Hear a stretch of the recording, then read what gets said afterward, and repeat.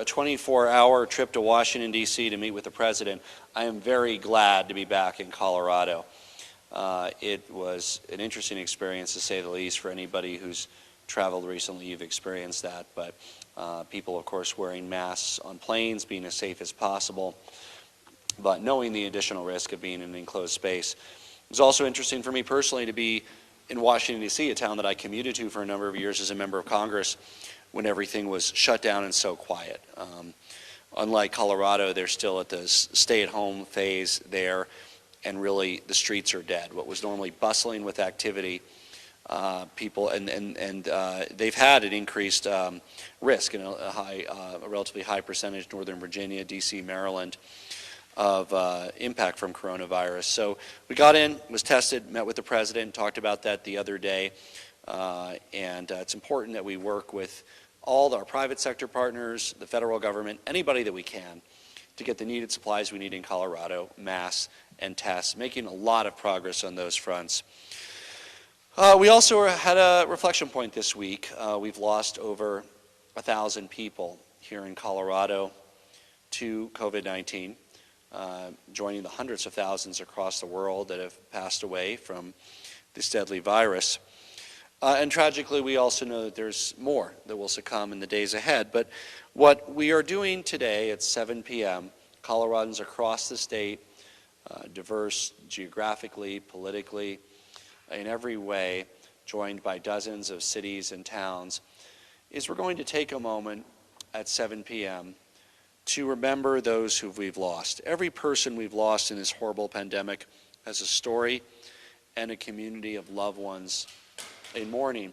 And it's been tough because for many families, they haven't been able to have those funerals, those celebrations of life that we normally have to honor those who've meant so much to us, because those events themselves would have been very dangerous for those who attended them.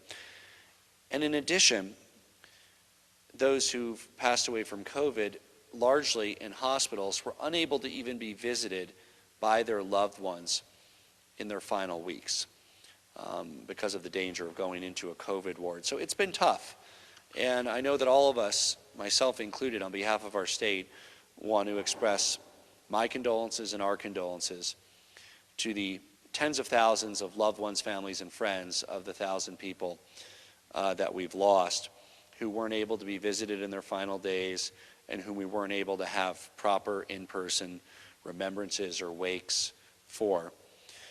So at 7 p.m. tonight, I ask everybody to simply put on your mask and just take a moment of silence or of prayer, if you prefer, for all of the victims of Corona-19 in Colorado and indeed across the world. And we are making these changes in our everyday lives. We're avoiding social interactions where we can. We're being smart about how we live. We're wearing masks when we're in public to make sure that less families have to go through the great loss that too many families in Colorado have had to undergo. And we join in mourning tonight for them. The state capitol will be lit up in red tonight. Many municipal buildings across the state will be as well. And for those who have suffered loss, this is really Colorado coming together to support you in your time of grief. When we can't come together physically, we're coming together on our own with our very powerful moments of silence or prayer to remember the loss that you've had. The state is encouraging buildings and businesses to turn their lights red if they can, if they're set up for that at 7 p.m. Police and fire departments, many of them will be turning their lights on at 7 p.m. for 1 minute.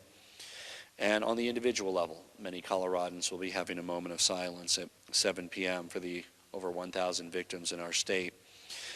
And it's also important to remember that every number has a name. It's easy to say over 1,000 people. Each one of those is a person with friends, with family, with loved ones. And let's all take a moment this evening to reflect on those we've lost. If you're fortunate enough not to have known anybody who suffered loss, say a prayer, observe that moment for your fellow Coloradans, your fellow humans across the world, and remember why we all need to do our part. Today, Friday, May 15th, is also Peace Officers Memorial Day. which the state will commemorate by lowering flags to half-mast. And we encourage all Coloradans to commemorate those in law enforcement as well. We know that our members of law enforcement, our first responders, are at additional risk to coronavirus because of the everyday work they do with the general public. And we're making every effort to keep our first responders safe. But during the pandemic, we're even more thankful to our first responders for putting their lives on the line to protect public health and protect our safety. I also want to thank our wonderful workforce who work at senior care facilities. We talk a lot about our doctors and nurses, but we often don't talk enough about those who work in nursing homes and other senior care facilities, putting themselves at risk. Facilities and the residents are at great risk. We're working hard to increase the personal protection equipment supplies and have begun in a number of places the testing of asymptomatic, that means healthy workers, to screen out those who might be contagious without knowing it so they don't lead to greater infection. And I want to thank them as well. Two more announcements before we get into questions. First, I want to highlight the advocacy work we're doing along with governors, Republican and Democrat, in a number of states that have ski resorts so that they can better access relief funds under Paycheck Protection Program. Because of the seasonal nature of the industry, the Paycheck Protection Program didn't work for our ski resorts. We want our ski resorts to be there in full force for next season. If the numbers hold up, very few that have snow might be able to open in a limited way in June. But we really want to be there for next fall and next winter. And I really encourage the federal government, working with the Republican and Democratic governors who live in states fortunate enough to have skiing. None of them have as great skiing as Colorado. But we want to make sure that Congress changes the Paycheck Protection Program so ski resorts, with the nature of their seasonal workforce, can be eligible, can stay in business, can stay viable, and are healthy to open next year. I also want to give a special shout out to the Betcher Foundation, which has approved over $1 million in biomedical research grants, CU, CSU, Children's Hospital, National Jewish, as well as the COVID Relief Fund, helpcoloradonow.org, which is getting immediate support work out to help those who are most in need. Despite all the tragedy around us, those who have been hospitalized, those whose lives we lost, the economic devastation globally of this virus, what gives me hope is that doctors and scientists in our own backyard and across the world are doing the hard work to find a cure, to find a vaccine, to find a way to mitigate the impacts of this deadly virus so we can get back to normal. And at 7 p.m. this evening, as we remember those we've lost, let's also reflect on the path ahead, the individual responsible choices that we're making as Coloradans to avoid social contact where we can, stay 6 feet from others, wash our hands regularly, wear masks when we're in public. The more that we do that, the more responsible we are, the more lives we'll save, and the shorter the duration of the economic distortion will be, and the sooner that we can get back to a sustainable sense of normalcy. And we can look towards the future with hope, with determination. When we raise our heads from our moment of silence or prayer, we can look with new eyes upon a future in which we will continue to show justified caution, not fear, not anxiety, but we want to be smart, and I know Coloradans are. We want to be cautious to protect ourselves, our loved ones, and our families, and together we'll come out on the other side even stronger. With that, we'll be happy to take some questions.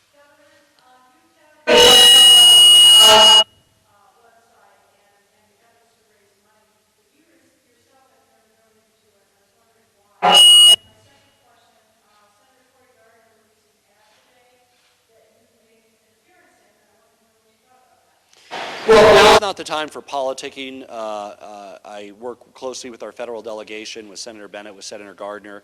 Our federal delegation has risen to the occasion, has been very responsive.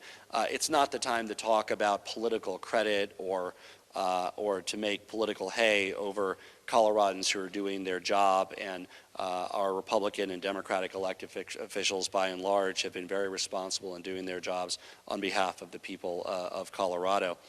As governor, of course, I've been very strong in advocating for the COVID-19 relief fund. There's been the Broncos, many other organizations have stepped up. I continue, and I've spent a lot of time working with thank donors and showing appreciation for all of the work that they're doing. I serve, of course, in the public capacity in this, and it's very important that I do everything I can as governor to get the resources to where they're needed most. Republican State Representative Mark Baisley is calling for criminal charges against your state public health director, Jill Ryan, for falsifying death certificates to inflate COVID-19 numbers. I have a couple of questions about that. One, is the state falsifying death certificates to inflate COVID-19 deaths? And what do you think about the rhetoric that's suggesting that? Well, the rhetoric is very unfortunate. Obviously, the consideration of criminal charges is completely inappropriate.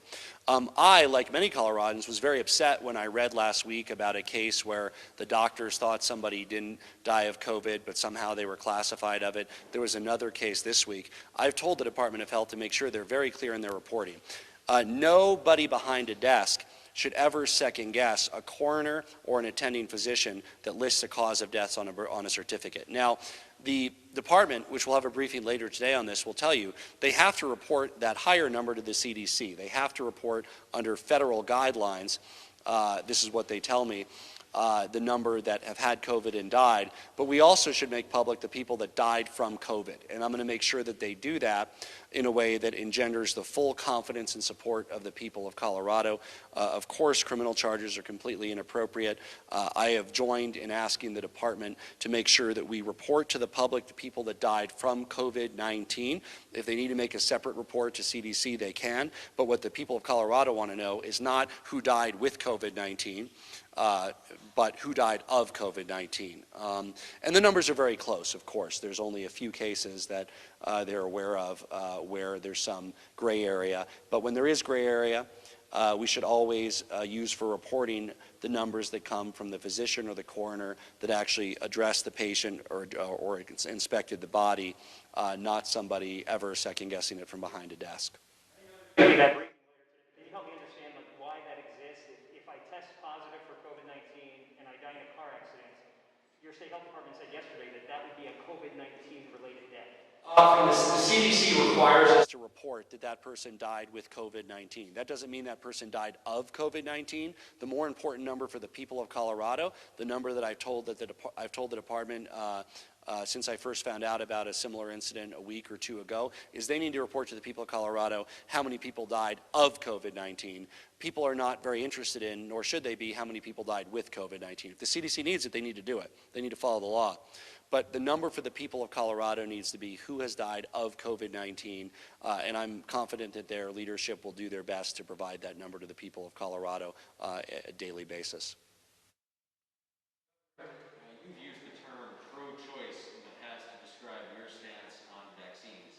Obviously, we don't know when one might become available here, but do you still describe yourself that way, particularly in this context? If there's a vaccine that becomes available in Colorado, do you think that exemptions should be allowed for non-medical reasons, that people should get to choose whether they take it or not? We are eager for a vaccine. There's several clinical trials going on. There's actually research teams at CSU and Anschutz that are working on vaccines, hundreds of research teams across the world. The issue will be, once we have a vaccine, how could we even gear up production quick enough to make it available, and who do we prioritize it for? It'll likely be prioritized for those who are at highest risk from the virus first, even under some of the most ambitious models where we have a vaccine by fall, which we hope by winter. The production would only likely be in the tens of millions in those first few months. To make the hundreds of millions and billions of vaccines necessary, even after one is created, could take an additional year after the vaccine is established. So there are going to be so much demand for this vaccine. Every Coloradan I know is going to be lining up for it. The limited supply will mean that we likely need to prioritize Coloradans who are most at risk for the limited number of vaccinations when they become available. Hi, Governor. This is Kyle Clark with 9 News. Your Department of Corrections confirmed today that last month, acting on your executive order, it released inmate Cornelius Haney early and placed him on special parole. This weekend, Denver police say that he murdered a 21-year-old woman. What are your thoughts on that and on his release? So that particular inmate has been eligible for parole since 2017, and he would have had mandatory parole granted August of this year. Nobody should be released simply because of COVID-19. Of course, the parole board, in making the individual evaluations, and that is a tough job that they do. Again, they couldn't have held that person much longer than they did. He had been up for parole since 2017. But of course, in making those decisions, they are taking into account the safety of prison guards and others. But no prisoner who is a danger to society should be released early in any situation. And of course, nobody on that parole board thought that this person was going to do what they allegedly did. But they couldn't have held him much longer under the law. He had to be released by August. I'm glad that they didn't release him in 2017 when he first came up from parole.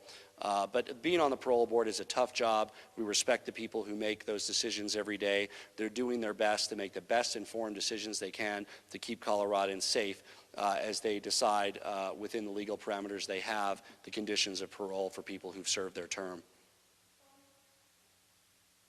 Hello, Governor. This is Vinny Del Giudice at Bloomberg News in Denver. A finance question today. Has Colorado determined if it's eligible for the Federal Reserve Special Lending Facility for state and local governments? If so, will it apply? And is legislative approval required by Colorado law to sell short-term debt to the Fed? Thank you, sir. We'll have to get back to you on that because it's more of a legal question. We don't have an announcement today about reaching an agreement to participate. As for the eligibility and the course of action, if Colorado to participate, we'll be happy to get you an answer. Hi, Governor. This is Kara Mason from the Sentinel. Earlier this week, while in Washington, you said the administration and Dr. Birx were complimentary of what Colorado is doing in regards to contact tracing. Can you expand on that and what resources Colorado needs to achieve successful contact tracing? Yeah, and let me first go back to one of Mary Ann's questions earlier, and then I'll get to the contact question. She asked about the COVID relief fund. I will be donating my entire salary from the date of the emergency declaration until the emergency ends to the COVID-19 relief fund. So I wanted to make sure that Mary Ann knew that. Yeah, Dr. Birx was very complimentary of Colorado's work in tracking and tracing our plans for the future, the fact that we've doubled our number of epidemiologists, the increase in testing that we're doing in partnership with the private suppliers and in partnership with the federal government. So both Jill Ryan and I had a side conversation with Dr. Birx before the president was in the room for several minutes, and we also engaged her in the group after the press left. I have great respect for Dr. Birx, her immunological work in Africa and other areas, and we value her advice. And I let her know, and we had several phone calls with her and Jill Ryan and myself in the past. I said, let's continue to talk, because any advice you have about how we can optimize and improve our program here in Colorado, we want to make sure we work with you to have the very best practices. Today's May 15th is the day that you said that all Coloradans who are symptomatic would be able to get tested, or at least you hope so. I think you said hopefully 5,000 tests per day, 5 today. Have you reached that goal, and what has changed since we last had a conversation about expenses? Yeah, we have all Coloradans who are symptomatic can get tested. We have 32 free community testing sites all over Colorado. There's a map at covid19.colorado.gov. That's in addition to hospitals and doctors. That's usually that first route. You're symptomatic, you call your doctor, you call your hospital. If for some reason you can't get a test that way, we have a community testing site near you. 32 of them. We hope to have even more in the near future, but they're positioned across the state in a way that's free. They're accessible. If you have those symptoms, you can get tested. And first, if you have a doctor, if you have you go through your doctor. But if you can't get it that way, if you don't have a doctor, if they won't give it to you, if you're too far from it, the community testing is a great route to go. And if people do have those flu-like symptoms, and I would add that because of the social distancing, the people with the normal colds and flu has gone down. So less people have these symptoms, which also means that a higher percentage of those who have these symptoms might mean it is in fact COVID-19, because the other conditions have decreased considerably as well because of the social distancing. So yes, if you're symptomatic, you can get tested. It'll be important that we know early about the levels of COVID-19 in your neighborhood, in your community. Yesterday, your administration released the report about mobility, with a lot of detailed mobility data analyzed. Two things stuck out. One, the most change was made by Coloradans in the 2 weeks prior to the stay-at-home order. So have you seen that, and did that help you make a decision about what to do with that stay-at-home order? And second, it looks like Coloradans began trending back toward normal after about April 15th. Are we at the level that we described around the end of April that we were targeting now for distancing? Yes, the confidence that I have in the people of Colorado to make smart decisions absolutely factored into my decision to end the stay-at-home order, to reopen stores, offices, so people could get back to work, because people are being responsible, and as long as they continue to be responsible, we should continue to have a better and better trajectory. What does responsibility mean? The mobility data is part of it, but it's not the whole picture, because even while people are going to work, shopping, etc., as long as they're succeeding in staying 6 feet from others where they can, wearing masks when they're in stores, when they're in public, we should be able to reach those goals. That's the reason that we're not able to make the full decision statewide on restaurants till the 25th, because we need the data from the intervening 10 days to see, in fact, whether the mobility data is borne out, that people are, in fact, being smart and exercising responsibility. I have great confidence in the people of Colorado. That's the only way that we can get through this. It's not about any local order, state order. It's about people caring about themselves, their loved ones, their families. You know what? Coloradans do. And by and large, we're making responsible decisions to stay 6 feet away from others where we can, to minimize and reduce our social interactions, and to wear masks in public, along with good hygiene, washing your hands for 20 seconds after you go out. That is going to be the ticket to saving lives in Colorado and getting back to as close to normal as soon as we can.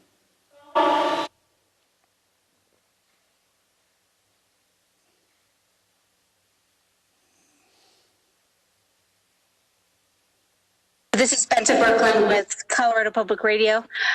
Two quick questions here. How many tests are we doing today, and where do you want to be? And then separately, you were just in Washington, D.C. with the president. Did you advocate for more flexible federal money for states, and what was the president's response? So it depends on the day. It could be at 4,000, 5,000, as many as are needed. We have the ability to go up to 8,500 or even 10,000 a day. We have the supplies in hand. We have the community testing centers. So there'll be day-to-day fluctuations, but I think we'll be in the 5,000 to 10,000 range for most of the month of May at our 32 community testing sites, as well as our private testing partners through the hospitals and network of doctors. The President and Governor Burgum from North Dakota brought this up, and we did talk about federal support. The President talked about how excited he was to borrow money at a very low interest rate. He said it's basically free money for the federal government. He then expressed his hopes that we would be in an environment with negative interest rates, where people would pay the federal government to borrow money. Again, it's not my personal view that that's desirable. I would be worried if we were in an ongoing situation with negative interest rates. That would be a significant economic drain, because it would drain capital out of the private sector to the government. But he expressed his excitement about that. He even indicated that he dreamed his whole life about negative interest rates. Remember, he built his business empire based on debt. That's understandable. I rose my business success based on equity, never debt. He did his based on debt. So it's just different perspectives. It's not that one's right and one's wrong. But he likes debt. He wants to borrow. He loves low interest rates. He would love negative interest rates. I guess we agree that low interest rates are certainly better than high interest rates for financing debt. And we did discuss a lot of that work. What are your thoughts on the legislature's proposed pandemic precautions for reopening the state capitol? And more specifically, what are your concerns about those precautions being recommendations, including asking people with fevers to stay home, rather than mandatory? Well, I have not looked at those, so I can't comment on them, because they're not something that came from us. Would be happy to look at them, but I would say it's legislative prerogative how they meet. I hope that Republican and Democratic legislators care about the health of their fellow members, care about the health of others who might be part of those proceedings, the staff that work there, members of the general public that participate. But I've not seen those guidelines. I wanted to follow up just on my last question, because I was not clear on the answer. Would you still use the term virus experience changed your outlook on this topic in any way? Well, I mean, the problem, Alex, is going to be there's not enough vaccines for the people that want them. We all want vaccines. If the line is going to be so big to get vaccines, it's not the question. Maybe there's a few Coloradans that don't want vaccines. I don't know. But there will not be enough vaccines for the people that desperately want them. So they will have to be prioritized. We haven't come up with a plan for this yet, but in our thinking, it would likely be for those who are most vulnerable to the virus, would likely be prioritized first for the very limited number of vaccines that we would have early on.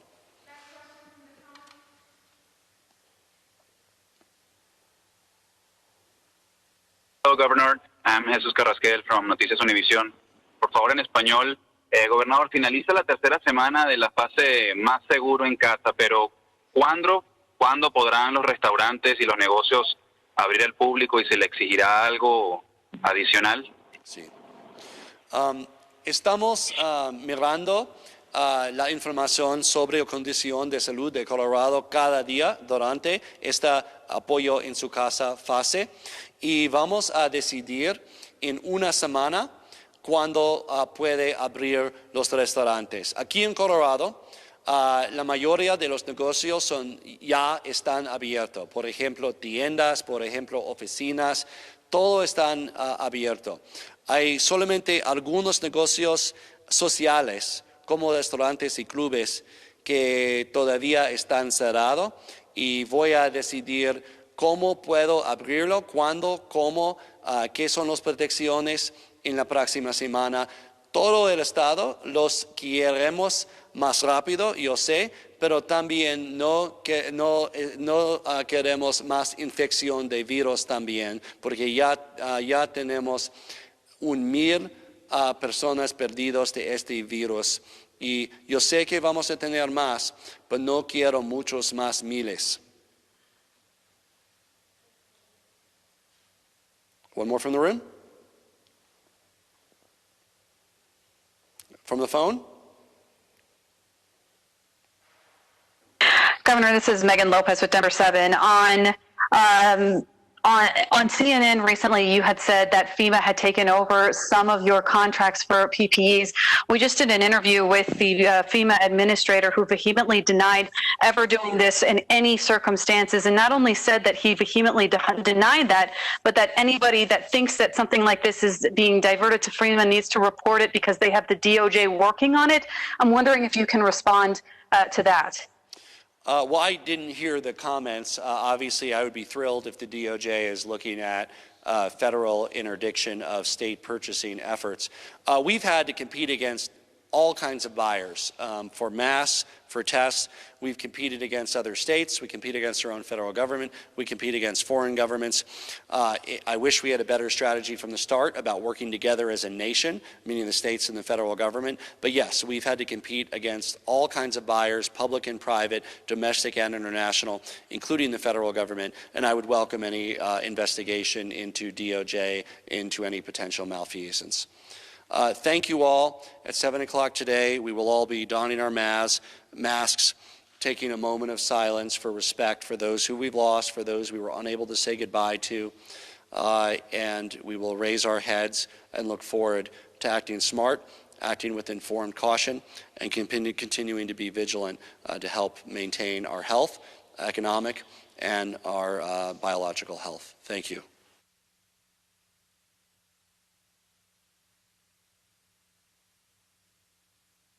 Pueblo, Colorado, from Old Rockies paraphernalia. It is certainly my hope as a baseball fan that Major League Baseball will be back. I encourage the players and the owners to negotiate a reasonable way that allows them to get back to America's pastime on television in a safe way. But in the meantime, I'm proud to highlight the work that volunteers in Pueblo have done with Old Rockies paraphernalia, making it in a mass to show our support for Purple Nation. Thank you.